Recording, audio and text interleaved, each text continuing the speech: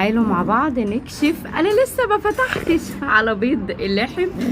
الناس اللي متابعه معايا الفيديوهات اول ما حصت الحصوايه التانية، يعني باضت البيضه التانية، طرقناها بتاريخ 19/7 وقلنا ان شاء الله يوم 5/8 هتفقس. انا حساباتي بحسب 18 يوم، يعني بحسب يوم 19 من 19 شهر اللي فات 31 يوم، والنهارده 4، يعني بكره ان شاء الله يبقى يوم 5، هيبقى عدى بالتمام والكمال 18 يوم. تعالوا بقى نبص، المفروض يبقى فيه نقر في البيض. طيب معلش هو اللحم ايه؟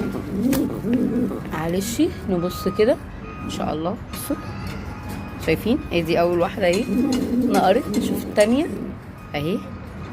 يبقى كده مفيش اي ما دام ابتدى كده يا جماعه ينقر، مفيش كبس، ما نساعدش ولا اي حاجه. يا اختي بصوا او بس الحمد لله، يعني مفيش حاجه. انا خلاص